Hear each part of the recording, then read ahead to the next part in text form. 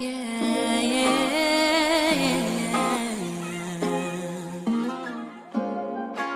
I'm ready, I'm ready, I'm ready.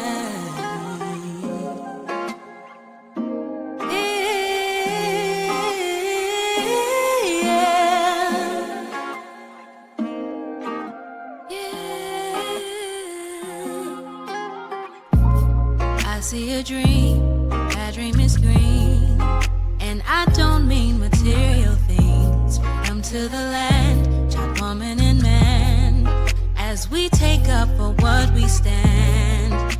Better days and better nights, as we stand and unite.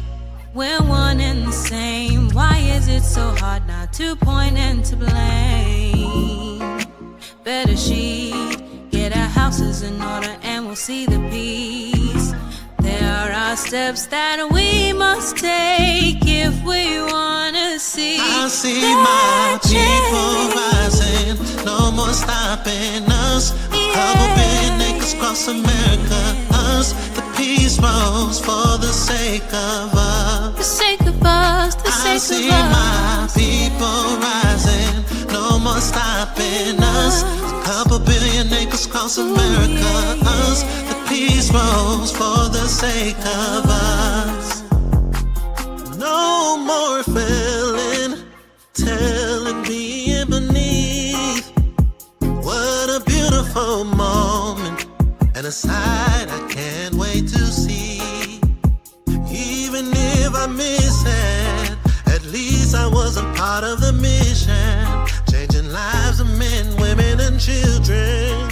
All glory goes to He that causes us all to be. Oh. And if they're thinking we can, we show them that just as long as we stand. A monument, we the people can't be broken as long as we stay focused. I see my people rising, no more stopping us. A couple billion acres across America, us. The peace rose for the sake of us. For the sake of us. I see my people rising, no more stopping us. A couple billion acres across America, us. The peace rose for the sake of us. I see my people rising, yeah.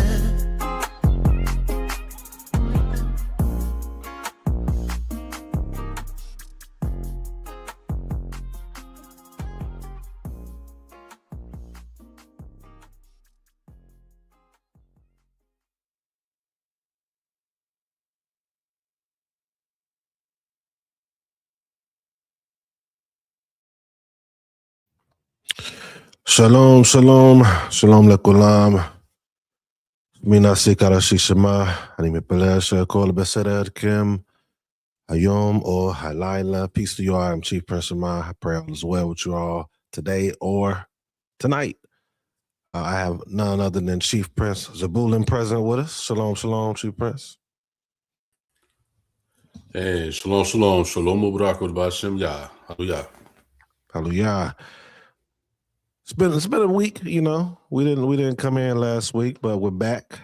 We're back with some more to talk about here on Sage Talk. So, you know, get your papers, get your notes together. We may say something that could be beneficial, even for ourselves when we're talking amongst each other. We always iron sharpening iron, and you know, digging into the history that we have from our forefathers, foremothers, people of old times, right? B'nai Yisrael, and how can it apply today? What type of understanding should we be gathering from our texts, our scripture, our literature that can give us an understanding that we need to operate today? So, the topic of today is the hand of the scribe. I didn't even write it down. The hand of the scribe. What's your thoughts on that, Chief Prince? The hand of the scribe. We're going to get into the topic in a minute, but kind of want to know your thoughts on it.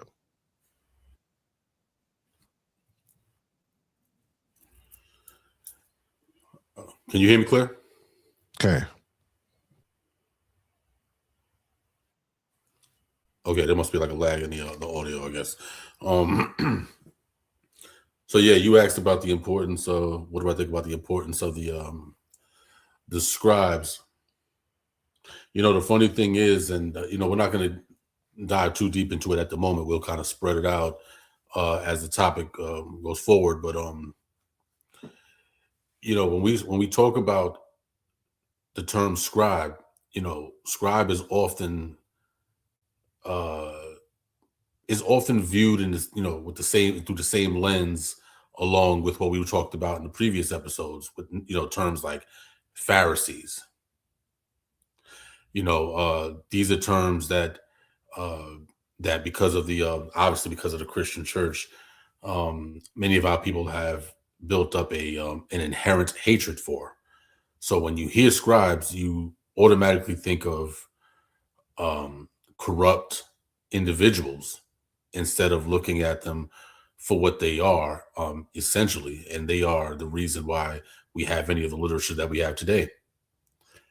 But so I think the scribe, not only as a term, but also as an office, is one of the most underrated offices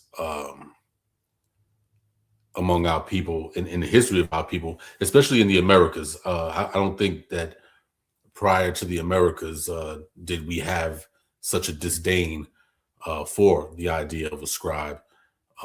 That's more of an American Christian type of invention, and we've inherited that. So, but I think it's an underrated concept. It's an underrated office, and I hope that through our dialogues on Sage Talk, we'll start to dispel many of the myths and many of the erroneous understandings or lack of understanding that's come from it. So, Okay. I think it's going to be a good topic. I got a few things that I have written down so we could kind of tackle it. So I'm going to be pinpointing a few things, get your thoughts on it. Of course, give my thoughts on it. It was a post that we saw, and this is, if the person that wrote it sees this video, I pray that he does understand that we come in peace, we come in shalom, we come in love, we come to actually answer the question that was asked as well. But we do understand. I remember Chief Prince used to always talk about social media being a fishbowl, and I done created it being the Wild Wild West. It's anyone, everyone can say what they do, what they please, what they think, and that's just life in general. mm-hmm. A lot of people that tune in to these posts and they listen to these things as sound doctrine, and it could confuse some people who's really trying to learn, and it also can help those that really don't want to do based upon what they're reading. So the question, let's get right into it, right? The question that we saw on Facebook and we want to kind of tackle a little bit, that's why this is the topic, the Hand of the Scribe. The post said, question for my Torah scholars. How could Moshe have written the first 5 books of the Bible if he died in those books? Did he come back from the dead to write about it? And if so, wouldn't it be written in first person? Please help me understand, because something ain't adding up. So SMH, shaking my head. So there was a lot of comments, but we say, you know what? This is one of the things we'll come on here and kind of talk about. It's better to hear the words, hear the person talk, hear the people talk, to see where we're coming from. So just based off what I read, before we dive really into it, what's your thoughts on that statement, that question, and all the different terms that you could use for that? Because I don't know if it could have been a real question, and it may not have been a real question. It's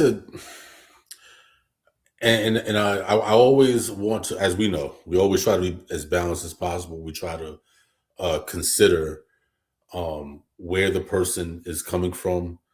It may not be coming from a a negatively rhetorical standpoint. It might just be coming just from genuine confusion. As we Okay.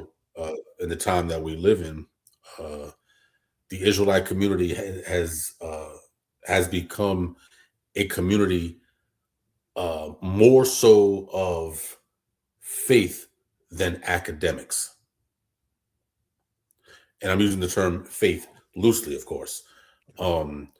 We've become a community more so of believing as opposed to genuinely knowing, actually seeking out not only what's in the book, but seeking out what was written by our ancestors to help us understand a text that is over 3,500 years old at the very least, or textual tradition that is over 3,500 years.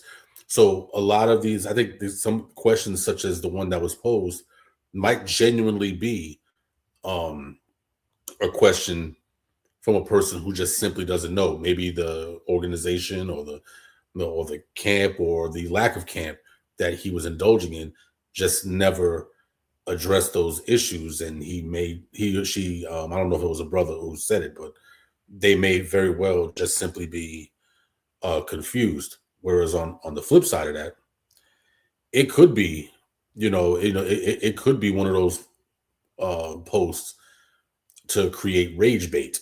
It could be a scoffer. It could be someone who doesn't have any genuine interest in understanding what the text says, so they're just simply putting out these questions just to rattle the cage of Israelites who may not know how to address these things. Honestly, we don't know what the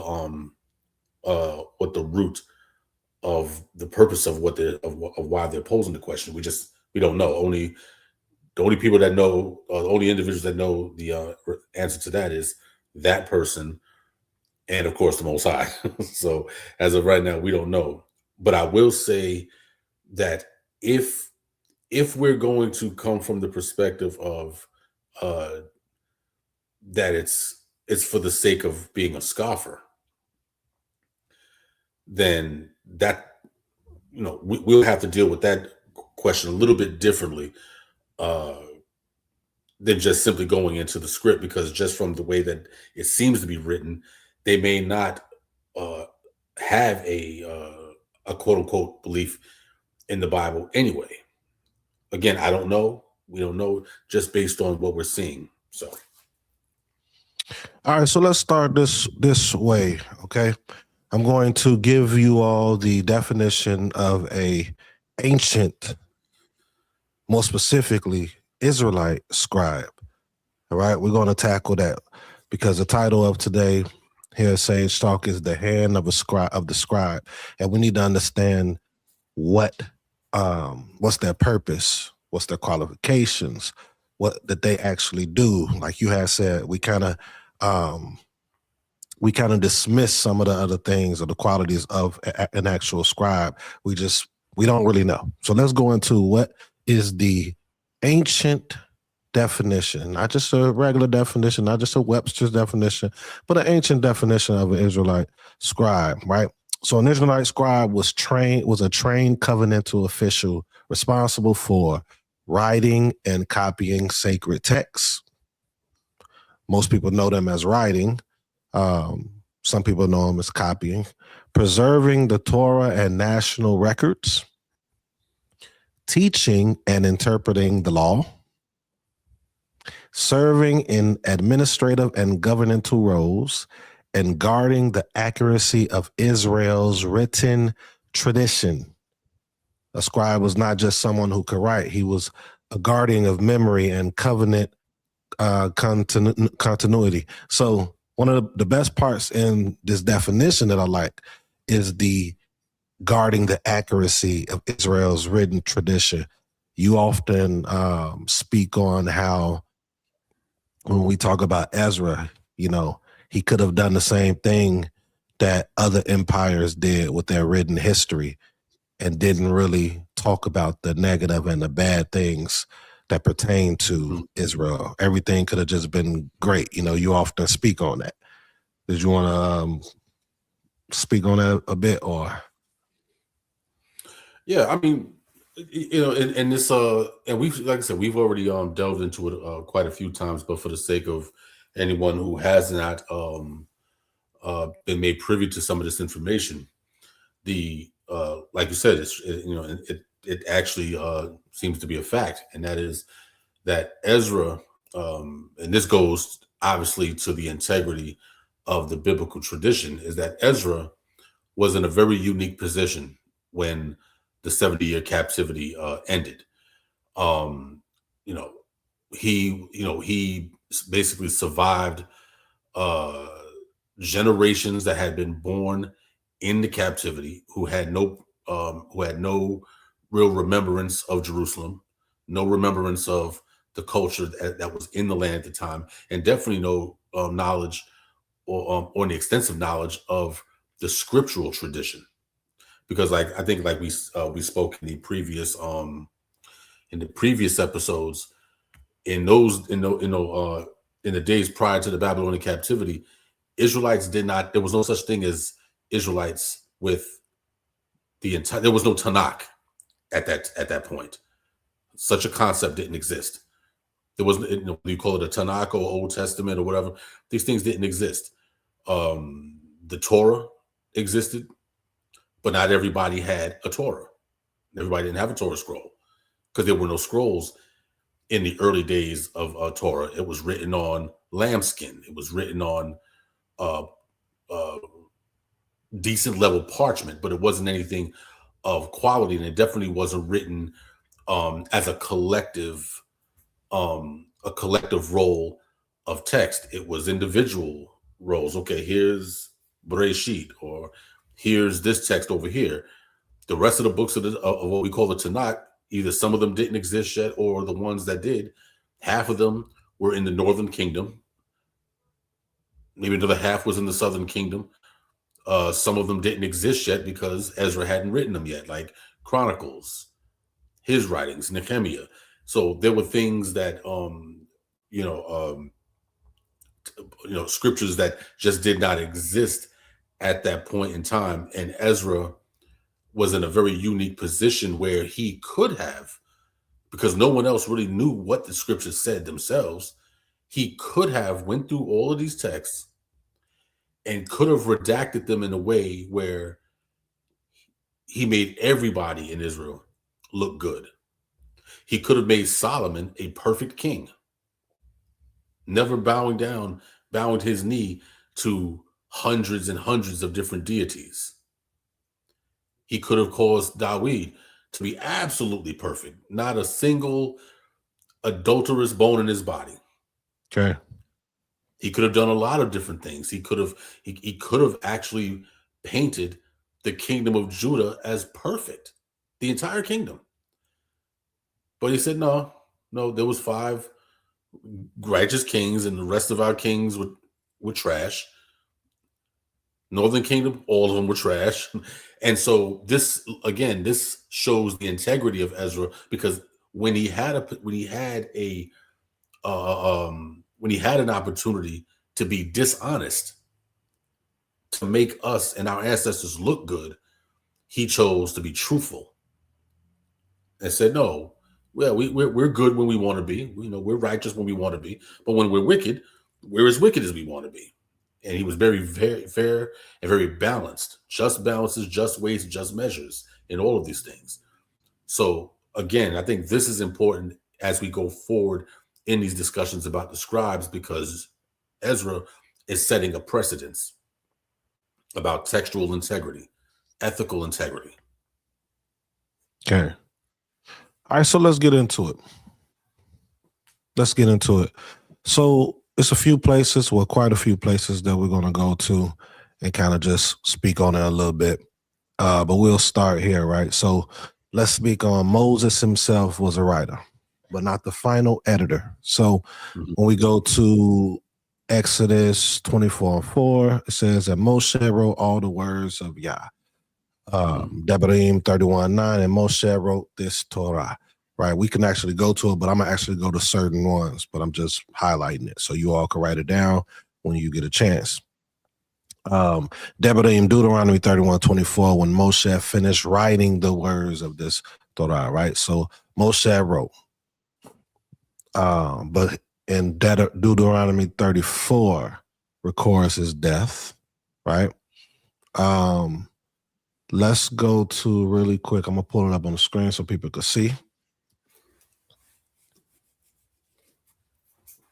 We're going to go to Joshua and kind of see the continuation of what took place with Joshua. Right? And pull it up on the screen so people can see it. Pull you up there. All right. So Joshua 24.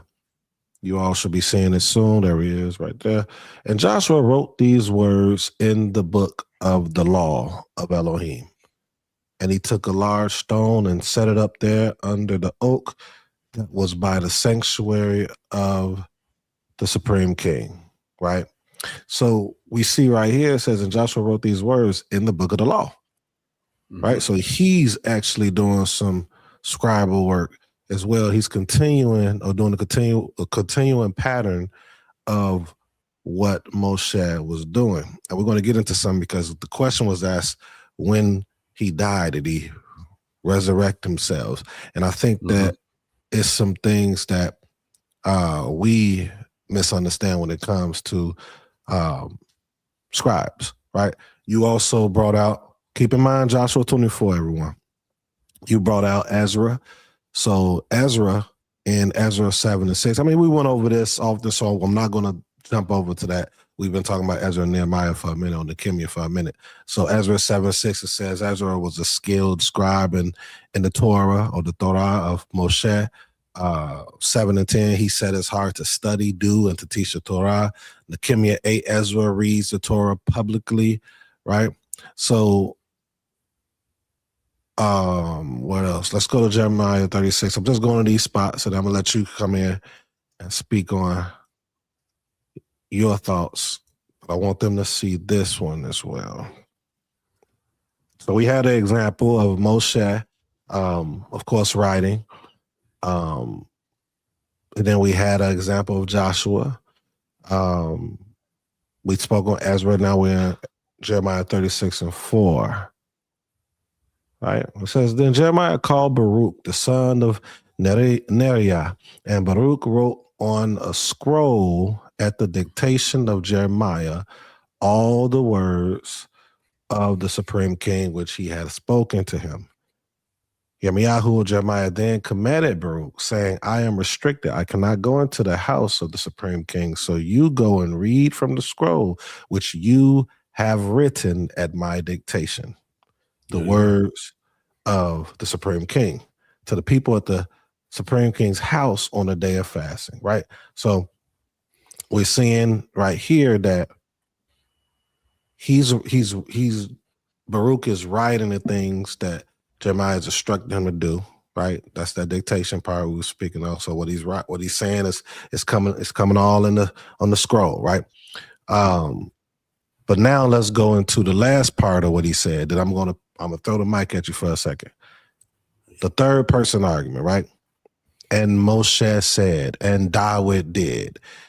Ancient authors often wrote about themselves in the third person, right? Even in kings' inscriptions in the ancient world refer to themselves in the third person. One of the best ways to see if that is true is to go into how kings and other powers or dynasties wrote, right? We were just talking about the difference between the ancient scribes of Israel, how we brought forth the negative, but we are seeing other dynasties of kingdoms, they will write all positive things dealing with themselves, right? So in the ancient world, it wasn't foreign for them to write in the third person is my point. What's your thoughts on that? Yeah, I mean, you know, it's very easy today to argue negatively against these concepts because we have the convenience of writing tools. We use Grammarly. We use these audio, these voice to text programs. We use Grok. We use ChatGPT. We have the luxury of these things, but try to imagine a time when a biblical book wasn't even a book. Let's take Shemot, for instance, Exodus. There was a time when Exodus wasn't one continuous scroll. It was groups of parchment. It was parchment of things that Moshe said directly and wrote directly. There were things that Yehoshua wrote and things that he heard from uh, Moshe and wrote down, or whatever the case may be. Now, all of these things are being written in this way, but they're individual lambskins. They're individual little parchment pieces. So there's something else that happens in this process. So not only are we talking about authors referring to themselves in the third person, because this was something that was done in ancient times. It's not anything out of the ordinary, but also consider that when all of these texts are being brought together, Ezra and the scribes that followed after him had to bring all of these texts into unification. So there's times where they would have to do like a textual sewing process, like needle and thread, kind of sewing certain concepts together, because you got to remember, these things are being written over a 40-year span. All of this is not dictated in one sitting, where Moshe is sitting down by the fire and telling his story, and and Yehoshua is writing this down. No, this is Moshe recording portions of the first 40 years of his life, getting whatever like that, things that he remembered, the 40 years in the wilderness, all of these things having to be brought together, and Ezra having to step in, putting these texts together and having to do what they call a textual gloss.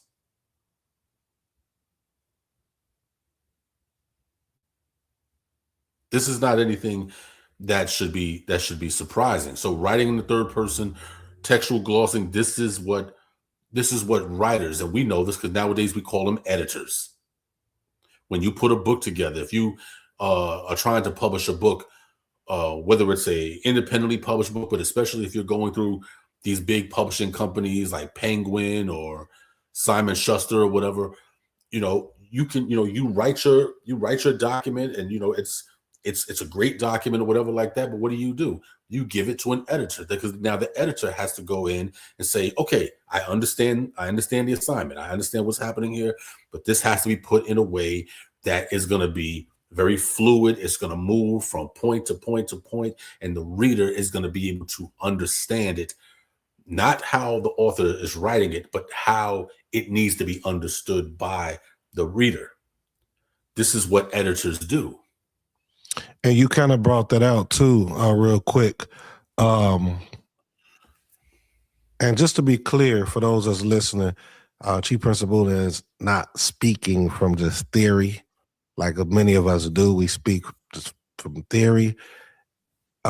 He actually speaking from a point of actually doing it. But before we get to that, I'm going to bring out two things. The glossing part that you brought out, when we look at the Ezra situation, and I forgot where it is. I know you're going to know exactly where it is. We done brought this out publicly already, but this is for those that haven't heard it and listening right now, listening back.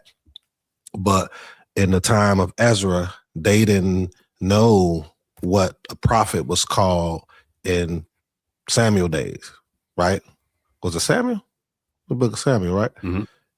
Right. So, and yeah, we knew it to be, we call, Nabi now for prophet, but it's a gloss in Samuel in parentheses, and it said, well, in this time they were known as Road. This is me paraphrasing it. but that was an example of what a scribe would do. Another example, a real-time example, would be wow, Abba Bibbins, a book that he wrote, and Chief Prince Zebulon republished it and kept his words and stuff in it of what he wrote, but he had to make it readable. If I'm, of course you could say it better than me, but I'm just, readable for those of us today. So he had to do a scribal work for it, right? Mm-hmm. These are things and elements and pieces I believe in our community on a large scale we may not fully understand. We grasp the idea perhaps, but we don't know what scribes really do. Like even with the Yehoshua learned from him, started doing the same thing in the scripture I just read for you all. But he also was a successor of Moshe. So it was success. It's called successor additions that can go to scribal work, right?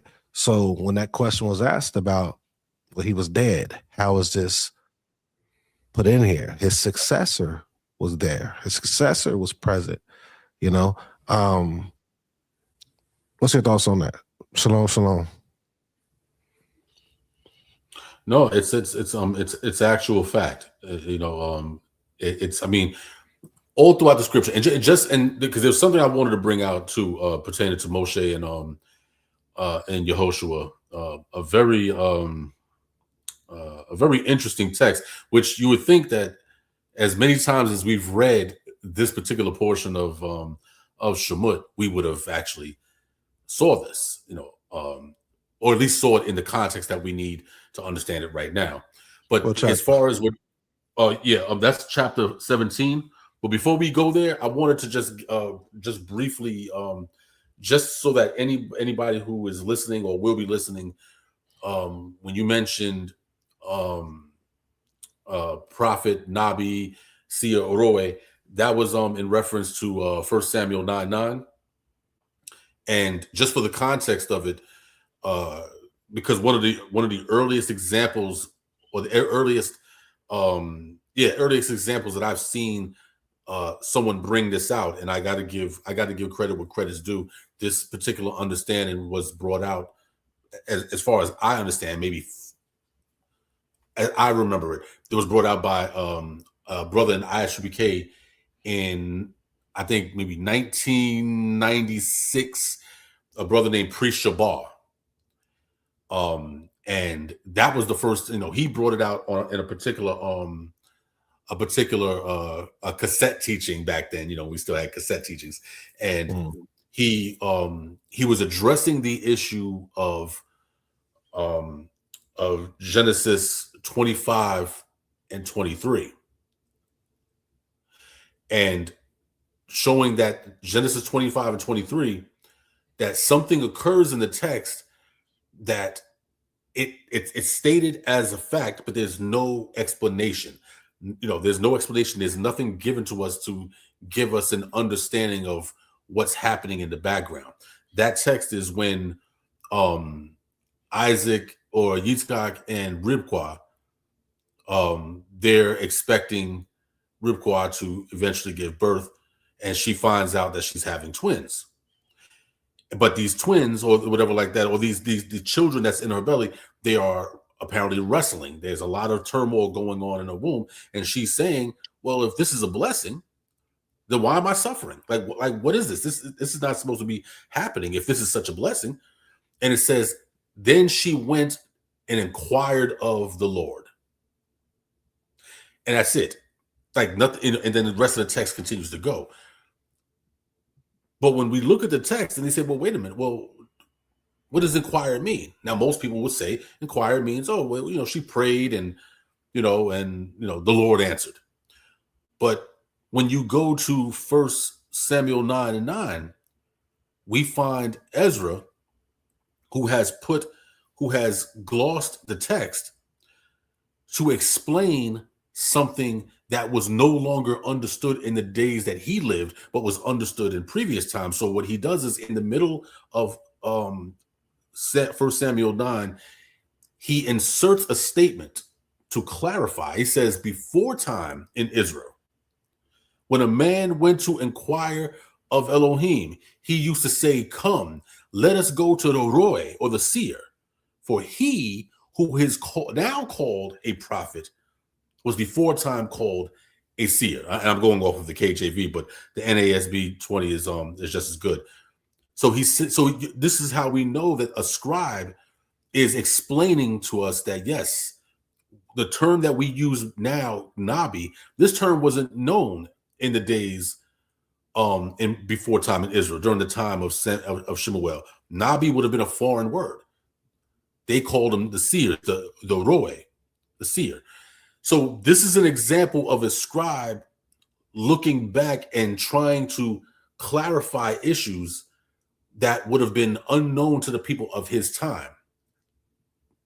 And now we could go into Exodus 17. So this example that of 1 Samuel 9 was Before for that you purpose. go there, Yeah. I'm sorry, go ahead. Go No, ahead. continue. I was about to say that example is so amazing because even today, you know, when people read that inquire, like you have brought out, we just think they're just going, okay, I'm just about to pray. I'm inquiring, you know. Right. But culturally, righteously, culturally, I should say, and customly, that wasn't so. So I thought that was pretty cool. When you first brought that out a while ago, and I was like, man, yeah, that's powerful. You said Exodus 17. Okay. And it is like I said, it's a powerful text because again, you know, we understand that there are many things that existed during the time of Moshe, certain understandings and certain language and the way that the language was spoken that would have been completely foreign to the times that Ezra wrote. And again, Todah Yah to the Most High for bringing us Ezra. You know, that Ezra had the wherewithal to say, okay, wait a minute. No, I got to clarify this because we don't want the people to be confused when they read the text or they see the text and it says Nabi. Like, what is that? Like, a Nabi? It would have been unintelligible to them at that time. But the importance of the scribe in Exodus 17, this is a beautiful thing because we know the story. We know the story of Amalek, of the Amalekites, where Moshe would, that he would raise his hands and Israel would prevail. But when his arms would fall down, the Amalekites would prevail. And so Joshua and Caleb had to come and hold Moshe's hands up, and that the children of Israel would completely destroy Amalek. But there's a very interesting text in verse 15. But let's start at 13 and read to 15 for the sake of context. 13. Now Yehoshua defeated Amalek and his people with the edge of the sword. Then the Supreme King said to Moshe, write this in a book as a memorial and recite it to Yehoshua, that I will utterly wipe out the memory of Amalek from under heaven. And Moshe built an altar and named it, the Supreme King is my banner. Okay, but 14 is actually the key text there. But let's just But 14, told Moshe, write it in a book as a memorial and recite it to Yehoshua. Mm-hmm. Why? Now Yehoshua was in the midst of the battle. Why would Yehoshua need to have it recited to him? He was seeing it firsthand. But this is the example of transmission of Moshe being the voice, and every voice has a secretary. Every voice has someone who, because out of the mouth of what? 2 or more witnesses shall a matter be established. So you can't have one person's testimony. So Moshe could have easily just wrote it down and that would have been the end of the story. Mm-hmm. But no, Moshe, write it in a book and recite it to Yehoshua. Because Yehoshua is going to be the one who's going to finish the testimony. And it's examples like this that shows us that This is what happens when we get to the end of the book of Deuteronomy or Devarim. So no, Moshe does not have to resurrect to write his own death. I mean, it's a most ridiculous concept. Uh, you know, just to resurrect, just to recite. And so that's why I'm saying I don't know if the original question was a genuinely honest question, or was the person just being facetious? Because we know that the Most High is not going to just simply resurrect someone because they're like, oh man, I forgot to write down my death. Let me write this. Okay, and I'll go back into the grave. It's, come on. But no, this was the standard of all nations in ancient times. If you had kings, if you had wise men didn't have time to write everything down. They were too busy being wise. So you get a secretary, you get a scribe who hears what you're saying, and while you're speaking it, they're writing it down. They're recording it for all time. Okay. It was a question. Did he see the rising of the staff? Certain details he may not have known. I think it was this comment was as to why he was reciting it to Yehoshua. That's my assumption to what was said right here. And yeah, and this is what's interesting in verse 13, in that Yehoshua defeated Amalek. So, like I said, I can't hear you, Donnie. I'm not speaking.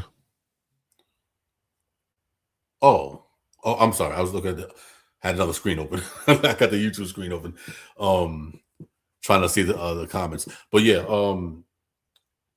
but verse 13 it says it, and notice it says that Joshua discomfited or defeated Amalek and his people with the edge of the sword.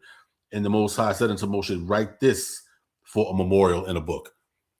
But write this, meaning what are we talking about? We're talking about the defeat of Amalek. Yehoshua clearly knows that Amalek is defeated because it was by his sword. Moshe is up there with his arms up. Moshe's hands are up. Yehoshua is in the midst of the battle. Mm-hmm. But it's very important why these things are happening and why Yehoshua is being brought into the midst of these type of events. Why? Because we saw as soon as the book of Yehoshua opens up, what does the Most High tell him? As I was with Moshe, I am now going to be with you. Okay. This was basically training day for Yehoshua. Yehoshua was in the midst of this battle, and he got a first-hand account, an opportunity to see what it was to be Moshe, to be that person to lead the people. This was his training day. So by the time Moshe passed, Yehoshua was easily able to slide into that role and to even do well, let me not say greater things, but he did some very equally incredible things with the people. Okay. I think one of the biggest problems that we're having, and before I say what I'm going to say, just want to make sure I touched on everything I wanted to bring out. But one of the things I think that we're missing is that we're not practicing the very things that we're reading. And that is, having successors and writing down the historic events or moments during our path for those that come after us. We're stuck at just the literature that we have. That's it. That's all we need. That's what's taught to us today. Okay, well, all you need is a Torah, or all you need is a Tanakh, or all you need is the Bible. Nothing else. But that's not real life. Everywhere that we work, they're recording things. This was a part of our life in the ancient days. We were recording things, and we see that every person that came after had a job to do some type of recording and building for the next generation. So all we have today is, look, we just got the book. Okay, all we're gonna do is let our children read this book. over and over and over again. But guess what? Our children are steady failing. Why are they failing? How's the book? And I said this during our prayer call. How's the book telling us to raise up a child in the way it should go and it will not depart? But a lot of our children are departing. That's because we're not doing the very things we're reading. We got all these examples of these great men and women that is showing and showcasing a passing of the torch. But the problem is, as I always go back to, I'm sounding redundant when I say it, is that we are not placing ourselves and being a part of a community to be able to do the very things that we read about. It becomes, as I always say, a fairy tale book, just something that we're reading. It doesn't become a part of us. Going to Shabbat or Shabtot, Moedim, appointed times, feast days, that doesn't make that a part of us. Amos talks about that, and so many other places talks about these days and these, okay, that's y'all's then. Y'all ain't doing what I'm giving you because we're not making it a part of us. So that also, the reason I'm bringing it out, because I'm not going off course when I say that, I think that's another reason we're not understanding things like this question that he asked. Whether he meant it, whether he didn't, there are a lot of people that probably have that same question. And the reason I think they have that question is because we're not being taught how to actually live it out. We're not, doing these very things that we read about. But I just wanted to bring it out as a topic today. And also with the scribe topic, the hand of the scribe, I think it's important that we start implementing that for our homes. If you are assembly, I think that you should be recording things for the ministry or the hall community that the Most High has given you, so that people after will know about the steps that you all took. Things that pertain to your assembly, good or bad. But we don't want to do that though. I don't know if it's a lot of people that's doing that. You're probably one of the first people since I've been in this walk, since I've been in this path for these years, that has been taking this measure of writing and writing things down as a scribe. I know there are others, but there are not many. Yeah, it's and I know a few nights ago we spoke about and I know this is going to be a little bit of some controversial element to it, but it's imperative that that I bring this out because it's going to show not only the importance of scribal activity, but also to address the point that you just brought up as far as why we raise up our children, raise up people to in the book, read the book. We hear read the book, and they still depart. And I wanted to use the example of I'm not going to go too deep into the history of it, but there's a book called The Heritage Seekers. So remember we spoke about this, written by Israel J. Gerber, and this is a Khazar, a so-called Jewish author who was responsible for, ironically, recording some of the events that were occurring in the early camp days of the late Honorable Ben Ami Ben Israel. They were in a camp or congregation in the late 50s, early 60s, and it was called the Abeta Center in was that Southside Chicago, near Cabrini Green. Am I correct, Donnie? Cabrini Green, right? Yeah, that's Southside, right? Yeah. Okay.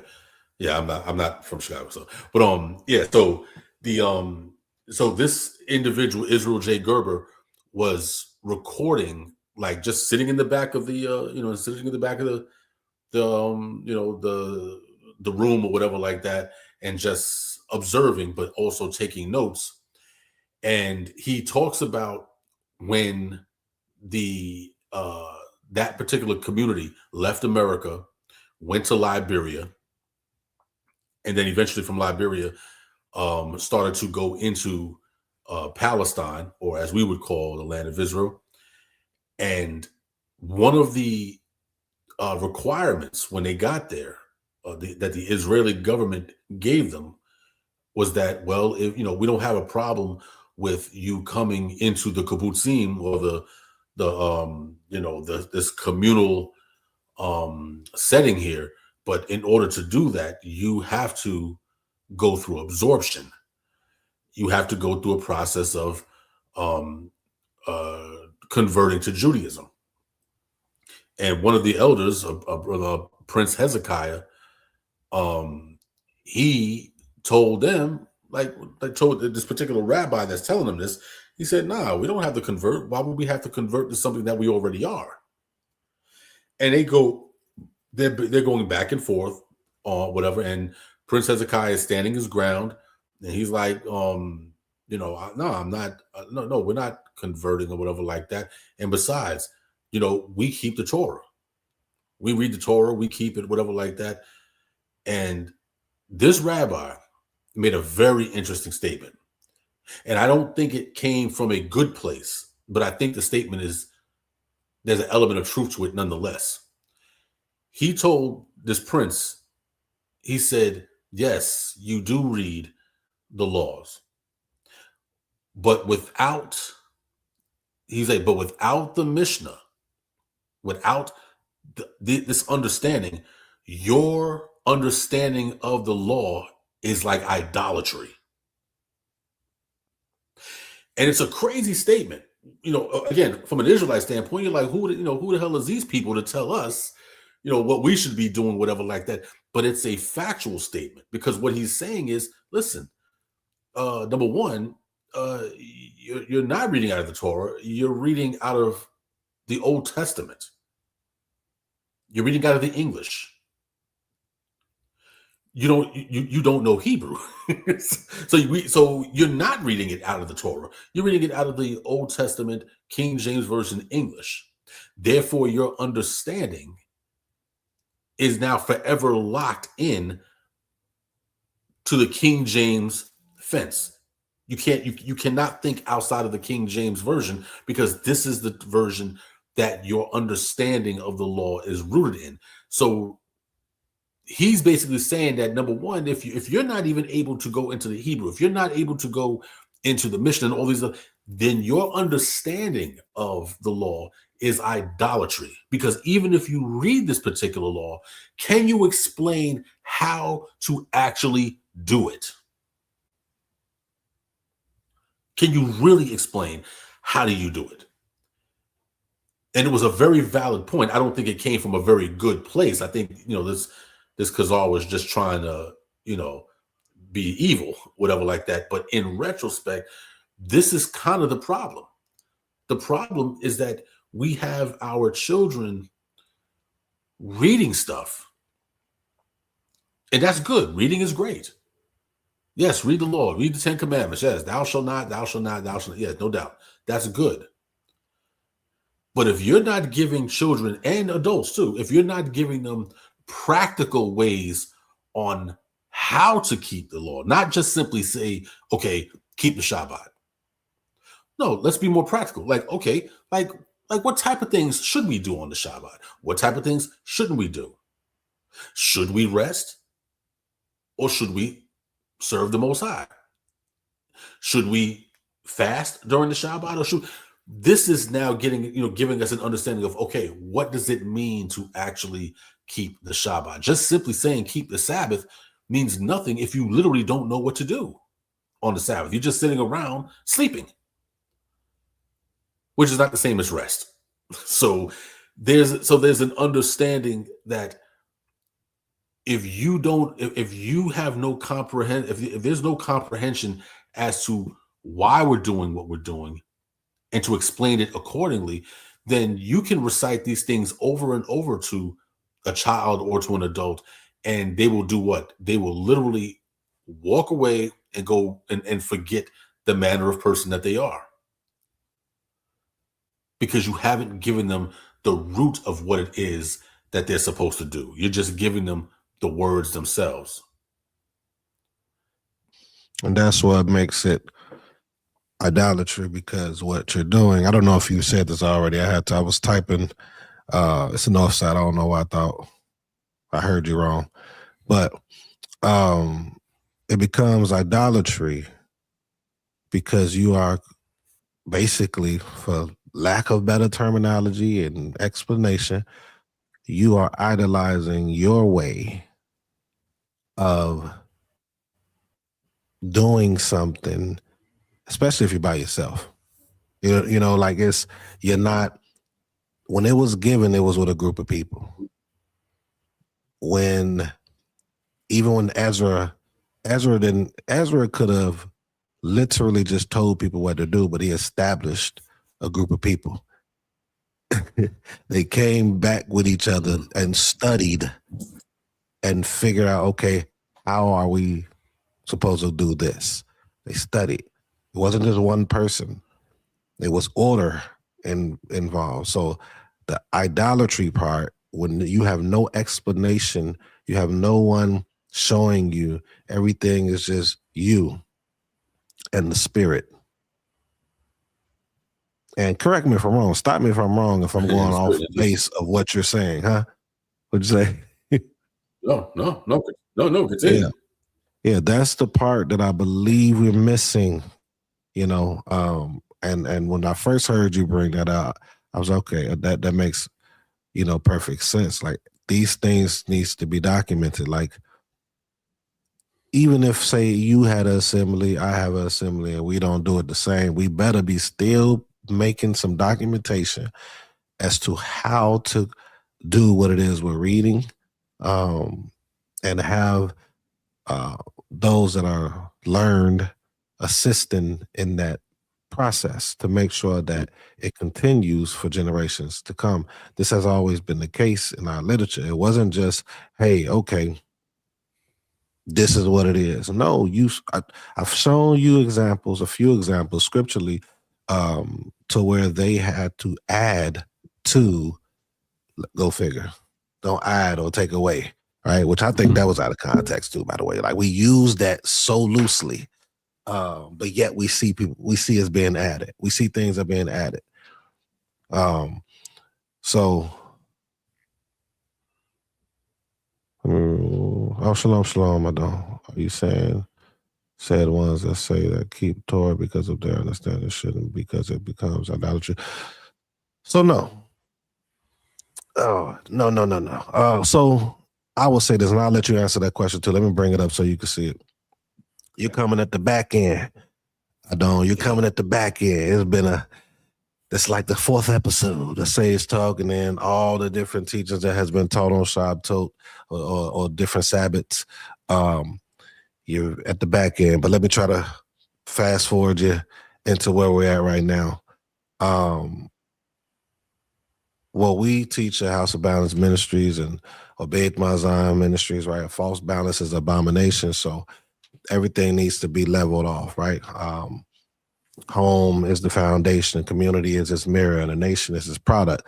What's the home? House of Israel. You could start there. You could talk about an actual family in general, but let's just talk about Israel. The things that we're seeing, you good. The things that we're seeing today is the cause of what is going on in our communities. All the different things that's happening to women, the things that's happening to the men, the things that's happening is because we're not doing it collectively. We're not moving as a assembly. Now, I know there's some people that got some bad experiences or hearsay about assemblies and camps and things of that nature. I get that. I understand it completely. But we're talking about, from a righteous standpoint, order needs to be in place when it comes to serving the Most High. He has given it to us this way. He has showed us through the righteous men and women, the leaders that of old. I'm talking about the righteous ones. He has showed us that. So now, going to your question, you said, are you saying said ones that say that they keep Torah? Let's stop there before I keep going. Most of us don't keep Torah, even if we say we keep it. The bare minimum of it, which is the statutes I've been teaching about for the past month now. the statutes, right? The things that are fixed, like the Sabbath is fixed, the Moedim is fixed from a standpoint of we're supposed to keep it. And guess what else is fixed? How we're supposed to be dealing with one another. You know, the backbiting, you know, all those different things that's in the Torah too. But a lot of us say we keep Torah and we don't do those small things, which are the biggest things, right? That destroy us as a people. Scoffers. Many of us are scoffers. Destroys nations, destroys homes, destroys congregations. So I stopped at that part right there when you said keep Torah. I want to make that clear. Most of us don't keep Torah. Let me not say most. I'm gonna say many. I don't know if that's the difference, but many sounds less harsh, right? Many of us don't keep Torah. But let's keep reading. Are you saying ones that say they keep Torah because of their understanding shouldn't because it becomes idolatry? So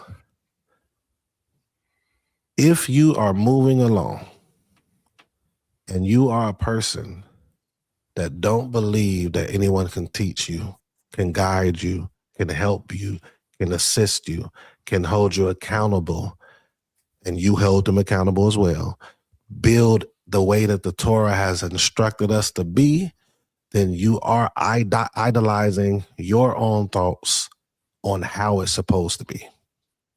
We won't find, I want to say, anywhere in our history, in our literature, where someone was moving on their own fully. I'm not talking about taking trips. I'm talking about just as their daily life. We see that we were always shown or told or shown to be collective, not separate. And it's for a reason. So we won't be what the example that Chief Prince Zebulon brought out with the Khazar, even though, you know, like you said, that could have been, he was saying that vindictively and things like that, but it still was some truth in it. So with that, I yield. Hopefully I answered your question. I'm going to pass the mic to Chief Prince. You got something on what he brought out?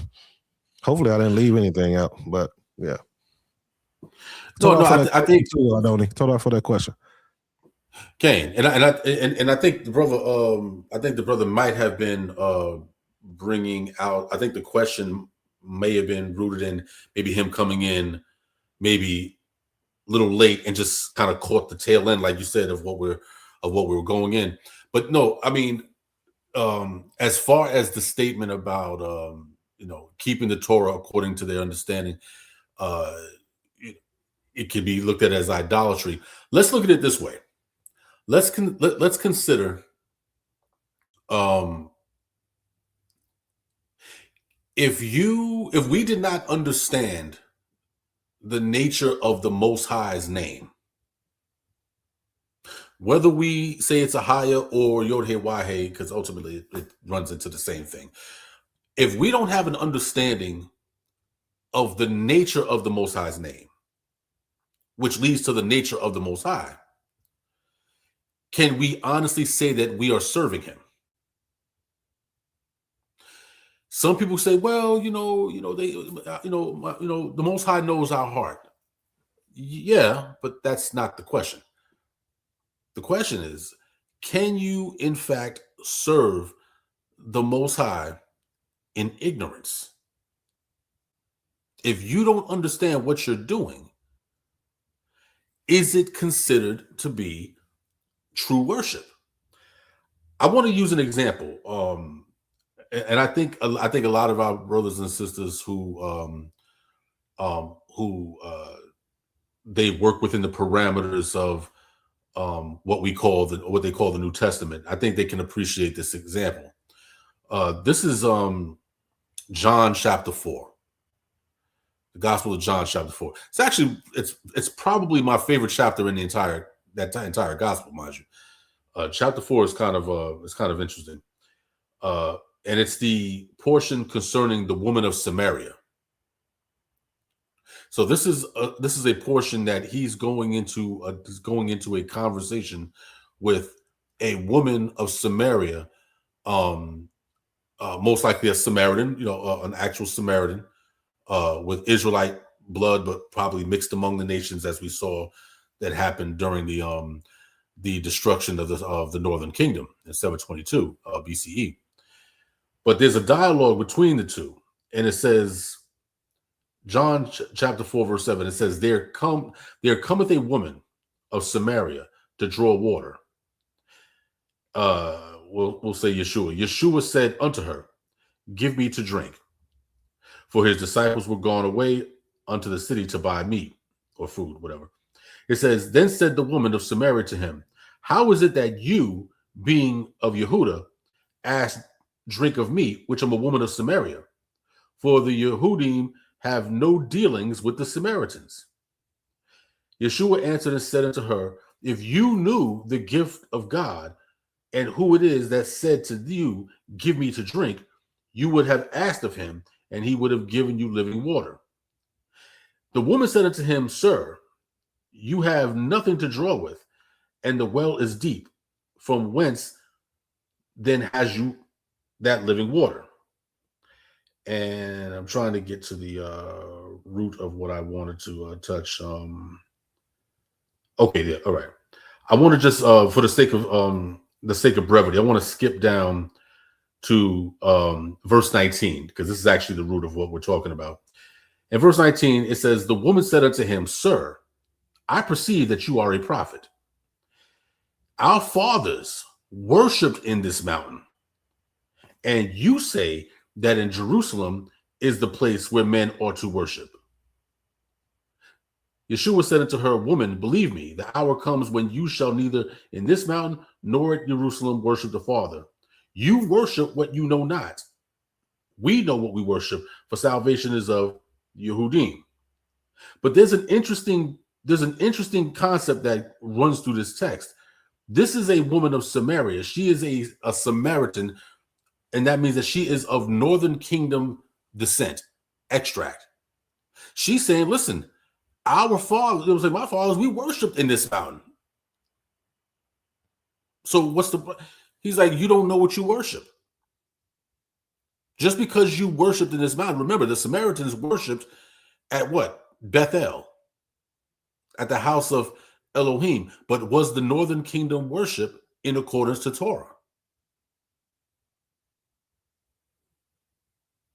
It was not. And we see that example in Ezra as well, with Tobiah and I can't think of his name right now. But they had some dealings as well. But they worked. They have the idea of the Most High, but they weren't serving properly. Like the custom wasn't to fully go full throttle into the understanding of servitude to the Most High. So I think that was an excellent point bringing that out. And they were considered Samaritans as well. Correct? Ezra? Right. Yeah. Indeed. No. You said the people in Ezra or Ezra himself? No, not Ezra. Tobiah. Oh, okay. Okay. Yeah. No. So right. No, I was just like, okay.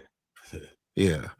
Yes, he said, aren't we to know where its name was located? I'm not sure of the question or what it's connected to. Did you catch it or no?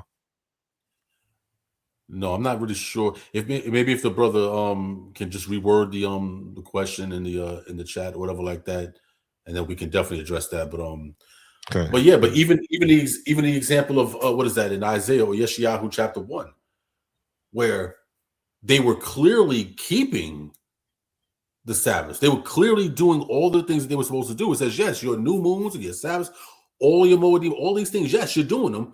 But what? But they're also, your hands are full of blood. So they're religiously keeping these things, but they're not keeping it with the understanding of what the Most High would have them do in these days. Right. So yes, you are keeping the day, but you're not observing it. Right. You're keeping it. You're going through the ritualistic movements of it. Yes, you're fasting. Okay. Yes, you're not putting food down your gullet. but what is it really for? Like, why are you fasting? Is it with the true intention and the true worship of the Most High? So even when you look at certain Canaanite practices, ancient Canaanite practices, many of them are very similar to what we find in the Torah. Even the terminology, Elohim. They have a deity called Shalom, the deity of peace. So there's a lot of similar concepts. The Canaanites also prayed towards the rising of the sun. But were they worshiping in the true spirit of the Most High? I mean, the rituals are correct for the most part, but are they actually doing it in the true spirit, in the true worship that the Most High has decreed? No, they weren't. Right. So going back to that original question, this is where the idolatry comes in, because you can be doing and keeping these things according to the ritual of it, but if you don't have the understanding, if you're lacking understanding in what the Most High is pushing forward to us, then your rituals, although they are mechanically correct, in the Ruach, it does come off as idolatry because you're worshiping that which you don't understand. Okay. Yeah, shalom, Adon. I think that your questions is good questions. I don't know if it's applicable or what we're speaking on, unless you're connecting what we're speaking on with your questions, if that sounded correct to you. So he says the only place we can offer up sacrifices when where its name is located. There are many scripts and cultural I understand what's going on. Understanding as to offering. So sacrifice, I don't know if you're talking about sacrifice dealing with the actual act or sacrifice with how we are shalem, like within our mind and our spirit when we're in exilic periods, which we can go and see in exilic periods is still with sacrifice offered up, but just not with bulls and goats and things like that. You still are able to serve Daniel and they were able to still serve and to worship the Most High properly without any of that. So yes, it's going to come back, all that good stuff, Zechariah and things like that. But even in our exilic moments where we're at, we're still supposed to, and that really sets us apart as well, who are going to continue to serve even within those moments. Like, how can you serve? Well, sacrifice wasn't the servitude, like constituting the end goal or the only thing we're dealing with servitude. I just wrote a little article on it. I might post it literally with that conversation right there, that question right there. But I don't know if the question is what I'm thinking it is. So I don't want to speak too quickly, but I did want to address it. We still are able to be, to serve the Most High. We're still able to do these things as a memorial. We just actually wrote this, he says right here, Exodus 17:14. That's interesting. I just said that right here, and bring it up. When he was saying to, then the Most High said to Moshe, write this in a book as a memorial and recite it to Yehoshua. What's the memorial for? It's for memory purposes, for them to dwell back in it, understand it, see the greatness of the Most High, honor them, and pass it down to generations. Let the children understand what took place, the faith that they had, and the works they had to do to show that faith that they had. These things it's all cultural. A lot of us, we talk about these topics from a knowledge standpoint, from a debating standpoint. And I think it is some people that are doing it to try to better themselves and get better, but then we fall back into the debating aspect. I'm not talking to Adon, Jerome. I'm not talking to you when I say that.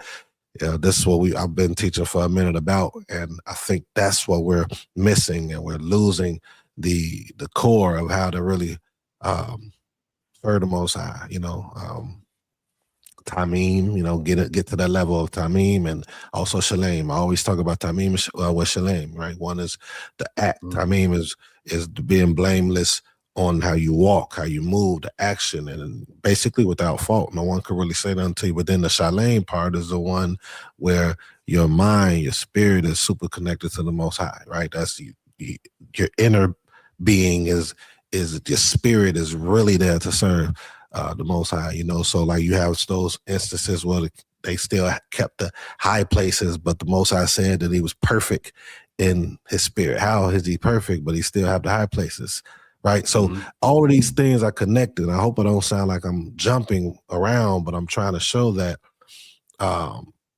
it wasn't just about sacrifices. Shemuel said it, that he prefers obedience over sacrifice. You see that all through the Tanakh, all through the Nebi'im, the prophets as well. So when we're saying that, going back full circle to what the initial topic was really speaking on, when he said the idolatry part, the Most High has given us, and I'm going to land my plane with this, the Most High has given us the instruction on how to serve. If we say that we can't serve the Most High without sacrificing, then we have to go back to the drawing board and understand Moshe wasn't sacrificing when he was being obedient to go get Bnei Yisrael from Mizraim.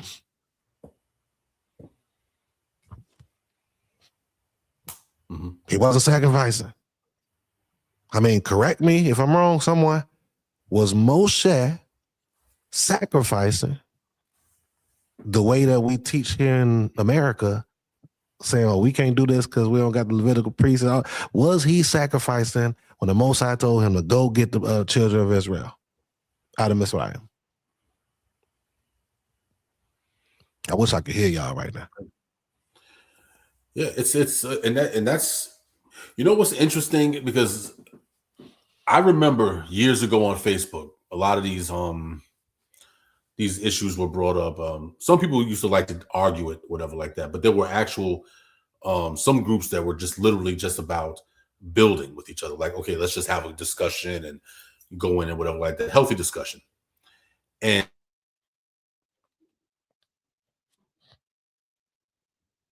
talk about because I understand what the brother was saying as far as not being able to do certain things. You can do these things where the Most High has placed his name, of course. And I understand that yes, we're in a land that is polluted, so on and so forth. And so obviously that's why I brought up Daniel. That's why I brought up Daniel too. Right. Yeah. Indeed. But let's consider it from a different angle now. Well,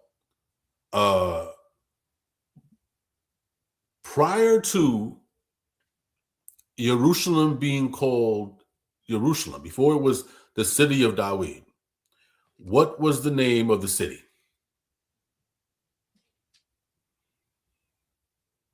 Go ahead and share with the people.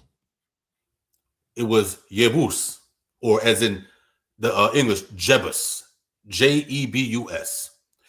It was the capital city of the Canaanite kingdom. It was the capital city. This is where all of their religious practices went down, hard body. In Jebus.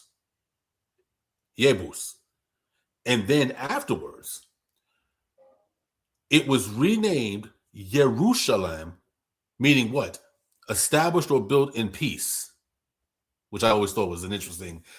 it was interesting, but established in peace. So now consider that. Consider that the Most High placed his name in a city that was built on Canaanite idol worship.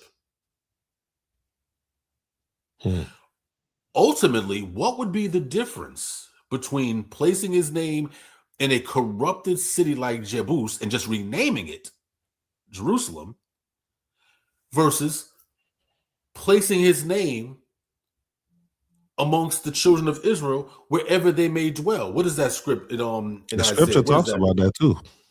Yeah. What is that, Isaiah? Was that Isaiah 11? Let's go to it. Is it Isaiah? I think it was 11:14, I believe. Feel like old school ISUBK. Get the book.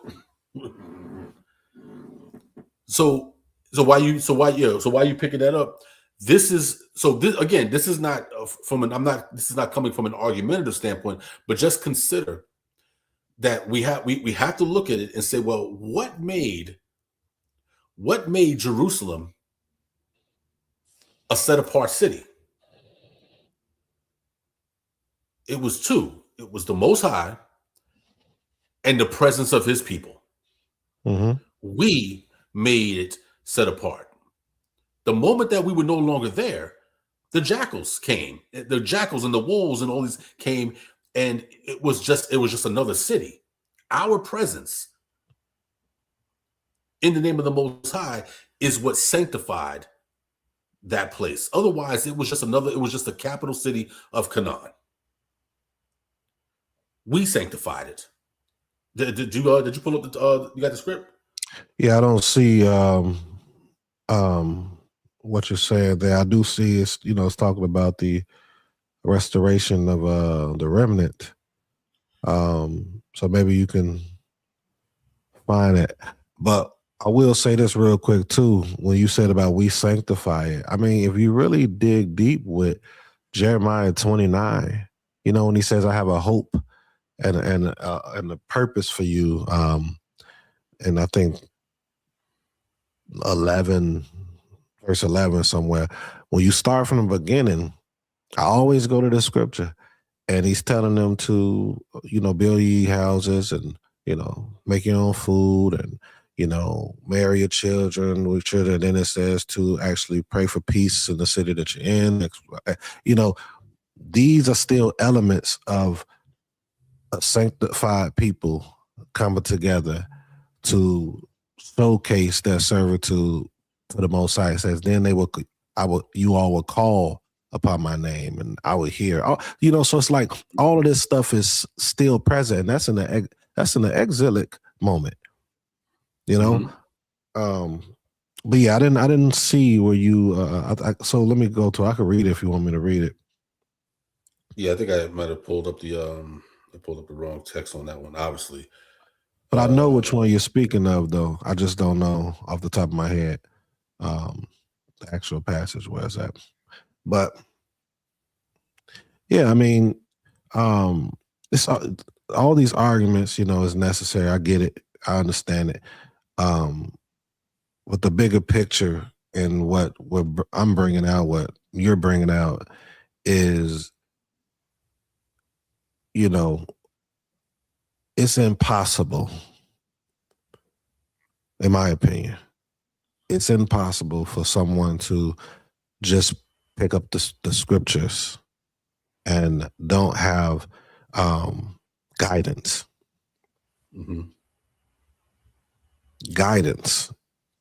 That is not part of our culture at all. You won't find it scripturally at all. Why do we think we can do it today? Right. Yeah, it's and again, it goes right back to what the root of idolatry is. And we got to remember, idolatry is not just simply bowing down to statues. Mm-hmm. This is one of the reasons why we don't. This is really one of the reasons why it's so easy to fall into idolatry, because we feel like, hey, as long as I'm not bowing to this damn statue, as long as I'm not bowing to the cross or bowing to that black stone in Mecca, as long as we're not doing that, it's not idolatry. But no, that's a graven image. Yeah. That's a thing. Idolatry is a mind state, and it's rooted in lack of understanding. So anything that you do, look at it this way. If you were in a hospital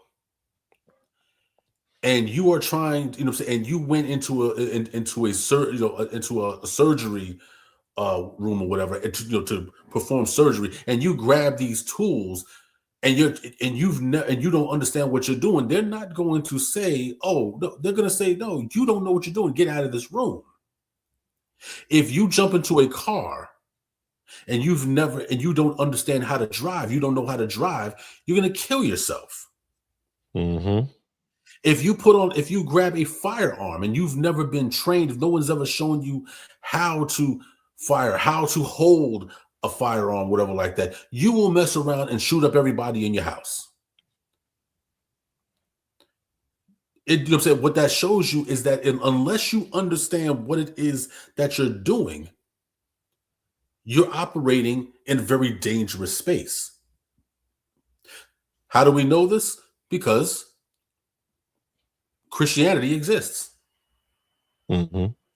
An entire religion based on the lack of understanding who and what the Most High is and what his covenant is.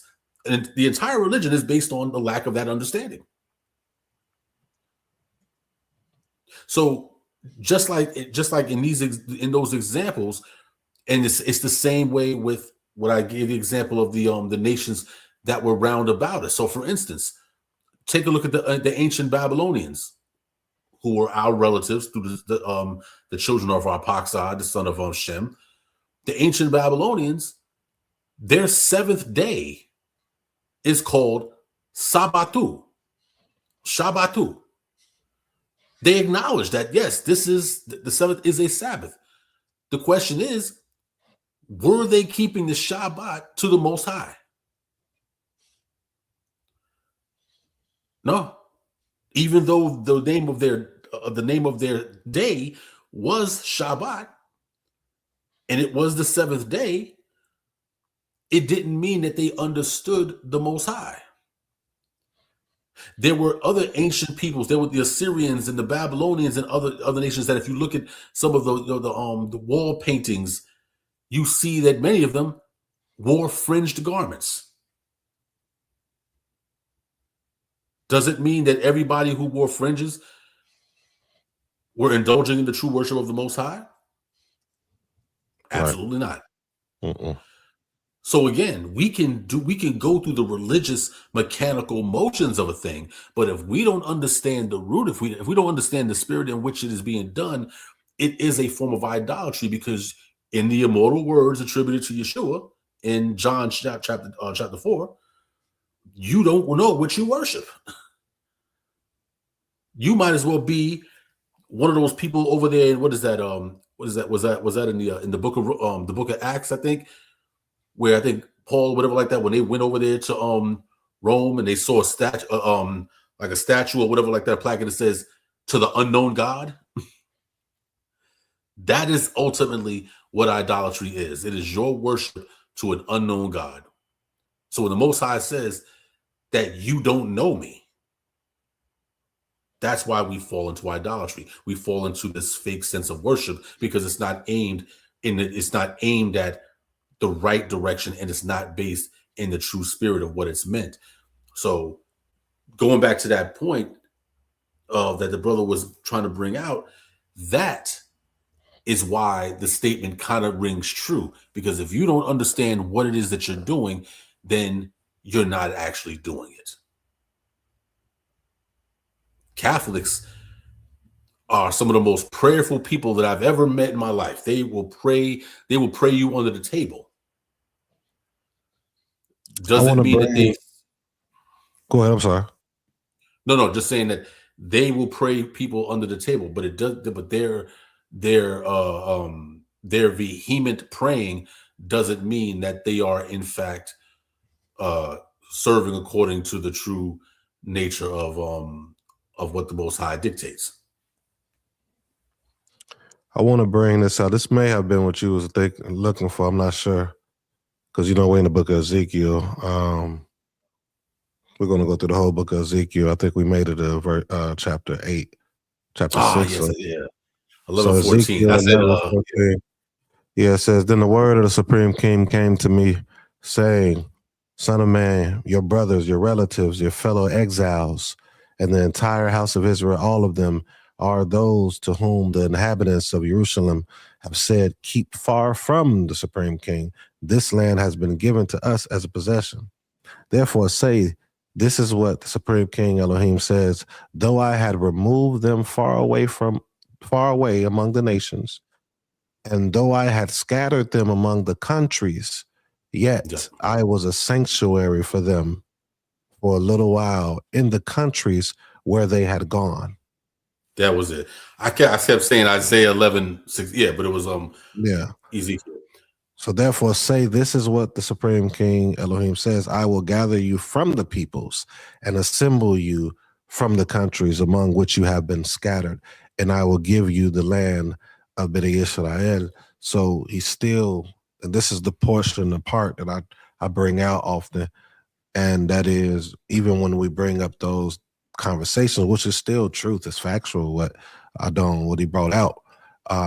I think a lot of people, though, and I don't think this is him necessarily or why he's brought it out, I don't think that's the case, but a lot of people use this to say, well, we can't do any of this stuff anyway. And then they fall into being westernized. They fall into not serving the Most High for real now because they have created an excuse not to. But he said right here through Ezekiel, and this was not them dealing with, being where they're supposed to be at. This is the exilic moment. And he says, though I removed them far away among the nations, so you're not where you're supposed to be. You're not where, my name is at technically. And though I had scattered them among the countries, I was a sanctuary for them for a little while in the countries where they had gone. Right.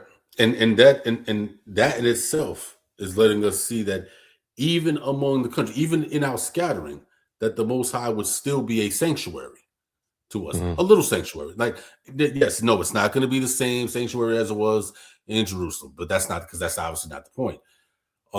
Because the remember the tabernacle in the wilderness wasn't the temple of Jerusalem, but it was still the place in which the Most High dwelt. Yeah. In Sinai. Yeah. In Sinai. And Sinai is northern Arabia. So imagine his presence being in Arabia. Right. In Edom. In Egypt. Wherever the children of Israel's feet landed, his presence was with us. So wherever we are at, the Most High is going to be. The fact that we are even awoke in this day and time, even having these conversations, are you telling me that the Most High is not with us on some level? Because if not, we should still be Negroes.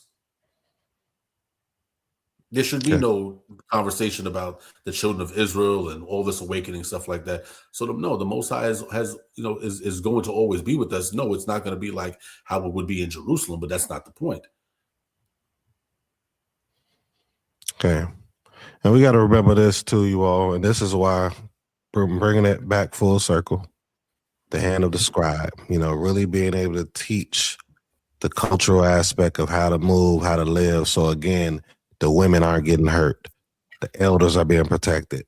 Some of the men are not being mistreated. Like, these are statute situations. These are still part of the Torah, the things that we're not doing. So we keep harping on this.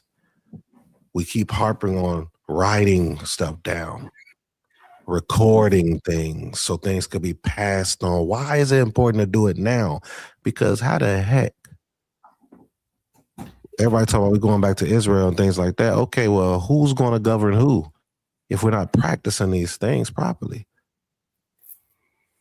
How's it going to function the way that it's supposed to if we're not doing the very thing that the Supreme King has told us all the way back in the days of Moshe? And that is to build successors or create successors through our communities so that we can pass things down to our children and we can continue to be a light to the nations. That's a different topic, by the way, but the light to the nations, right? How can we do that if we're not even keeping how our culture operated? We're just reading the book and we're just living our lives. And then we'll be having a certain type of love for the Most High, but then our children, because they're not around other children and other families, multiple families that we regard to be righteous, they don't have that. So they're going away from the Most High. So we have to get back to that. We got to get back to that. We have to have scribes today too as well. That's just my take. So with that, I have nothing else. Did you have anything you want to close out with, Prince?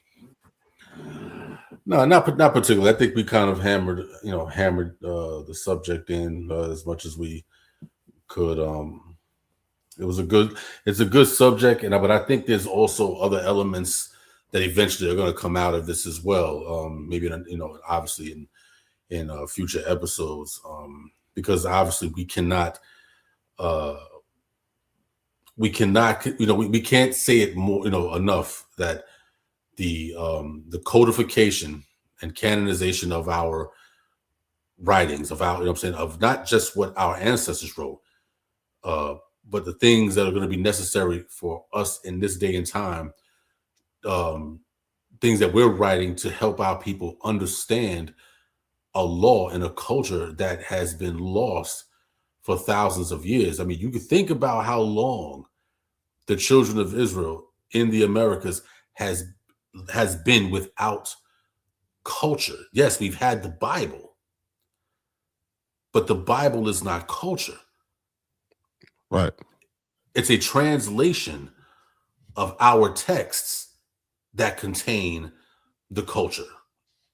This obviously goes back to the importance of language, but of course the point is that we have a lot of work to do, and the first thing that we have to get back to is that we have to understand that everything does not end with, it may start with the Torah, but it doesn't end with the Torah. If that were the case, there would be no reason for judges and officers. Yeah. Okay. So, hallelujah. Appreciate that. You all, we appreciate you for tuning in. If you're on YouTube, make sure, I haven't said this the entire time we've been speaking, but make sure that you subscribe to the channel. Make sure that you share it if you thought it was anything said today that's beneficial, that can help provoke thought and change. Make sure that you like it. If you're on Facebook, please do the same. Make sure that you share it, and just take a moment to go on your YouTube and type in House of Balance Network and subscribe to the channel, so that way you can be privy to the services that we have on Shabtot, on Sabbaths, or Shabbat. And, the next Fab's chat, the next Sage Talk, and anything else that we're going to be presenting or revealing. We appreciate you all. May the Most High bless and guard you all. For those that are looking for assembly or assembly to grow with, we have it's a link right here you could click on. Type in real quick, band.us/@threshold. This is not to join Abed Mazan Ministries or House of Balance Ministries. It's not to join, but it is to help strengthen a foundation of encouragement and suggestions daily, and just, encouragement, bring out different thought processes that we have as a ministry, and kind of see how we operate, our understanding and things of that nature. And then, from there, that's why we call it a threshold, because before you can go into a covenant, you have to make sure that you want to do so. So click this link and go ahead and join, and then we'll see you soon. May the Most High bless and guard you all. Shalom, shalom.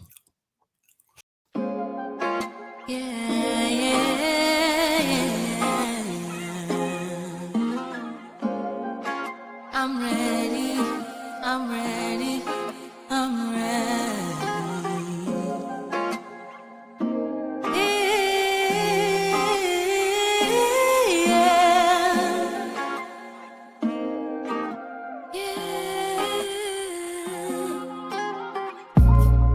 see a dream, that dream is green. And I don't mean material things. Freedom to the land, child, woman, and man. As we take up for what we stand. Better days and better nights. As we stand and unite. We're one and the same. Why is it so hard not to point and to blame? Better sheet, get our houses in order and we'll see the peace. There are steps that we must take if we wanna see. I see my people rising, no more stopping us. A couple billion acres across America, us. The peace rose for the sake of us. The sake of us, the sake of us. I see my people rising, no more stopping us. A couple billion acres across America, us. The peace rose for the sake of us. No more feeling, telling me beneath. What a beautiful moment, and a sight I can't wait to see. Even if I miss it, at least I was a part of the mission. Changing lives of men, women, and children. Our glory goes to He that causes us all to be. Oh. And if they're thinking we can, we show them that. Just as long as we stand, a monument. We the people can't be broken. As long as we stay focused. I see my people rising, no more stopping us. A couple billion acres across America, us. The peace rose for the sake of us. For the sake I see my people rising, no more stopping us. A couple billion acres across America, us. The peace rose for the sake of us. I see my